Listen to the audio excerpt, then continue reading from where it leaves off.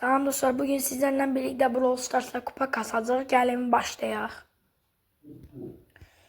Brawl Stars buradadır. Oyuna girsin.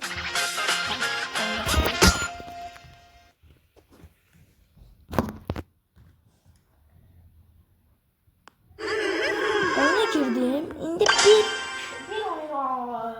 bir oyun veya iki oyun attıktan sonra videonun bağlanı bilərik və uşaqlar bir like, bir abone çok sevinirim. Ne olur abone bayılın.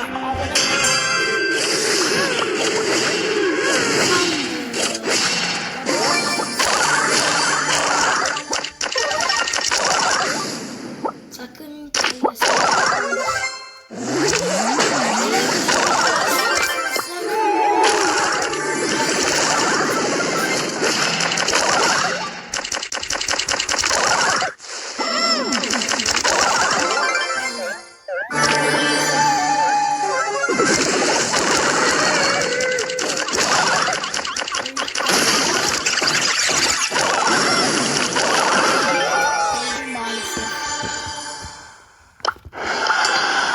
ben sizlerle birlikte yine bir oyun daha. Dostlar, bir de size bir haber vereyim. Ben kulüp oyuna kulüp atacağım. Kulübün adını öz kanalımda, short videosunda paylaşacağım.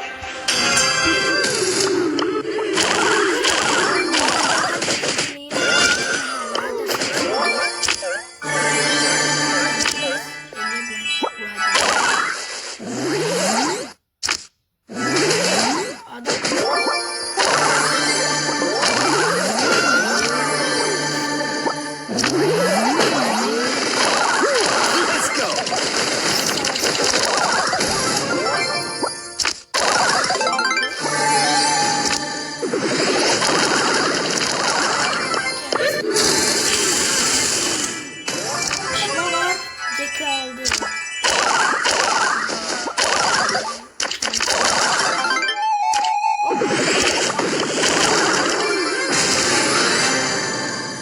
Başmaya kaldık.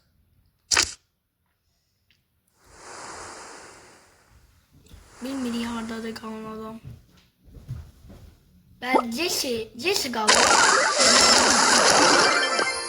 Ve birincilikle oyunumuzu bitiririz. Dostlar, kanala abone olup like atmayı unutmayın. Belə uzun videoların davamı istəyirsinizsə, yorum da eləyə bilərsiniz, bildirişləri açın və çox sevinirəm. Çox sağ olun vaxtınız üçün və sağ olun.